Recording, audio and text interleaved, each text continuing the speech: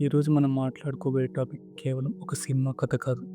మన సమాజంలో మన కళ్ళ ముందు జరుగుతున్న ఒక భయంకరమైన వాస్తవం.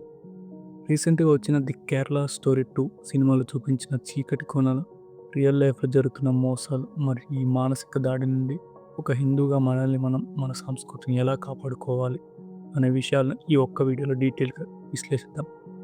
ఈ వీడియో మీ ఆలోచన విధానాన్ని పూర్తిగా మార్చేస్తుంది. చివరి వరకు చూడండి. సమస్యను అర్థం చేసుకోవడానికి ముందుగా మనం ఈ స్టోరీలోని ముగ్గురు అమ్మాయిల కథలను గమనించాలి. ఈ సినిమా కేవలం కేరళకే పరిమితం కాదు, రాజస్థాన్, మధ్యప్రదేశ్ రాష్ట్రాలకు కూడా విస్తరించింది. కేరళలోని సురేఖ అనే అమ్మాయి అభ్యుదయ భావాలున్న యువతి. మతాలన్నీ ఒక్కటే, హిందూ ఆచారాలు చాదస్తోని నమ్మి సలీం అనే వ్యక్తి వలలో పడి పెళ్లి తర్వాత మూసి ఉన్న గదిలో బురకకు బానిసగా మారుతుంది. దివ్య అనే రాజస్థాన్ అమ్మాయి సోషల్ మీడియా రీల్స్ పిచ్చిలో ఉన్న టీనేజర్. రషీద్ అనే వాడి మాయమాటలు నమ్మి ఇల్లు వదిలి వెళ్ళి పెళ్లి కాగానే ఫోన్ కూడా లాక్కుబడి తీవ్రమైన గృహహింసకు గురవుతుంది. ఇక నేహ అనే అమ్మాయి మధ్యప్రదేశ్ నుంచి స్పోర్ట్స్ ఛాంపియన్ కావాలన్న కలతో ఫైజాన్ నమ్మి తన కెరీర్ని, జీవితాన్ని నాశనం చేసుకుంటుంది. వీరి ముగ్గురు నేపథ్యాలు వేరు, కానీ వీరు పడిన వల ఒక్కటే. వీరికి ఎరగా వేసింది ప్రేమ అనే పవిత్రమైన పదాన్ని. ఇది కేవలం సినిమాలు సృష్టించిన కల్పన కాదు. మన దేశ చరిత్రలో, వర్తమానంలో ఇలాంటి రియల్ స్టోరీస్ ఎన్నో ఉన్నాయి. అవి ఇప్పటికీ అవుతూనే ఉన్నాయి. జార్ఖండ్కు చెందిన జాతీయ స్థాయి షూటర్ తారా షాదేవ్ కేసుని తీసుకోండి. రంజిత్ సింగ్ కోహ్లీ అని ఇందు పేరుతో పరిచయం చేసుకున్న వ్యక్తిని ఆమె నమ్మి పెళ్లి చేసుకుంది. కానీ మొదటి రాత్రి తెలిసిన నిజం ఏంటంటే అతని అసలు పేరు రకీబుల్ హసన్. ఆ తర్వాత మతం మారాలని ఆమెపై జరిగిన చిత్రహింసలు దేశాన్ని నివ్వెరపరిచాయి. అలాగే హర్యానాలోని నిఖితా తోమర్ను నడి రోడ్డుపై కాల్చి చంపిన ఘటన, ఢిల్లీలో శ్రద్ధా వాకర్ను 35 ముక్కలుగా చేసిన కిరాతకం, ఇవన్నీ దేనికి సంకేతాలు? ఒక పకడ్బందీ వ్యవస్థ ఇక్కడ పనిచేస్తుంది. తప్పుడు గుర్తింపు రావడం, చేతికి దారాలు కట్టుకొని నమ్మించడం, ఖరీదైన బహుమతులు ఇచ్చి ఎమోషనల్గా బ్లాక్మెయిల్ చేయడం, ఇదంతా ప్లాన్ ప్రకారం జరుగుతున్న నేరం. దీన్నే వీళ్ళు లవ్ జిహాద్ అని ఒక పేరు పెట్టుకున్నారు. ఇదంతా ఫిజికల్గాను, వార్ ఫీల్డ్లోనూ జరిగే యుద్ధం కాదు. ఈ మోసాల వెనుక చాలా పెద్ద సైకాలజీ దాగి ఉంది. వాళ్ళు టార్గెట్ చేసేది నేరుగా మన సబ్ కాన్షియస్ మైండ్ని. యువతలు ఎవరైతే ఎక్కువగా ఓవర్ థింకింగ్ చేస్తారో, ఎవరైతే తమ కుటుంబంతో గ్యాప్ మెయింటైన్ చేస్తారో వాళ్ళే వీరికి ఈజీ టార్గెట్స్.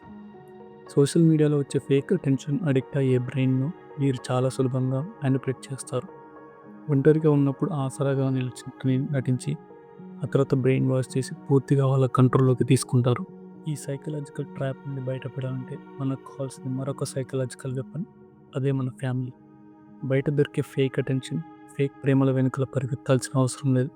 ఈ ప్రపంచంలో ఒక తల్లికి బిడ్డకు మధ్య ఉండే ఆ స్వచ్ఛమైన బంధాన్ని మించినది ఏది ఏముంటుంది చెప్పండి?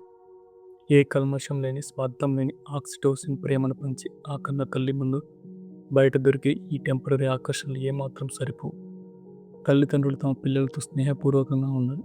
నువ్వు ఏ తప్పు చేసినా మేమున్నాం అనే ఒక భరోసా ఇస్తే ఏ ఒక్క అమ్మాయి కూడా భయపడి ఆ మోసగాళ్ళ వలలో చిక్కుకోదు. సమస్య తెలిసింది, మోసం అర్థమైంది. మరి ఇప్పుడు ఒక హిందువుగా మన బాధ్యత ఏంటి? మనది చాలా గొప్ప చరిత్ర. విదేశీ దండయాత్రలు, ఎన్నో దారుణాలు జరిగిన సనాతన ధర్మం ఇంకా సజీవంగా ఉందంటే దానికి కారణం మహారాణా ప్రతాప్, ఛత్రపతి శివాజీ మహారాజ్ లాంటి వీరుల త్యాగాలు.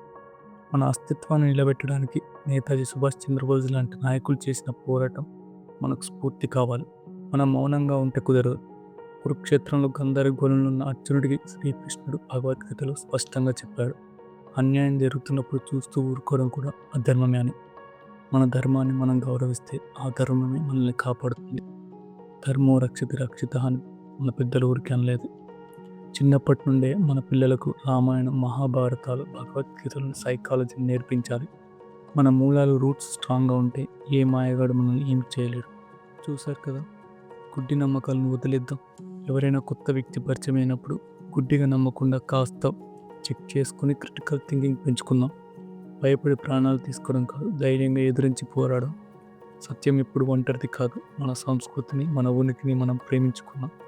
గుడ్డి నమ్మకాలను వదిలి జ్ఞానంతో ముందుకు సాగడం. ఈ కంటెంట్ ప్రతి ఒక్కరికి, ముఖ్యంగా యువతకు చేరేలా షేర్ చేయండి. మీ అభిప్రాయాన్ని కామెంట్స్లో పంచుకోండి. మరొక పవర్ఫుల్ కంటెంట్తో మళ్ళీ కలుద్దాం. ఎప్పుడు నమ్ముతూనే ఉండండి, ట్రస్ట్ ద సనాతన ధర్మ.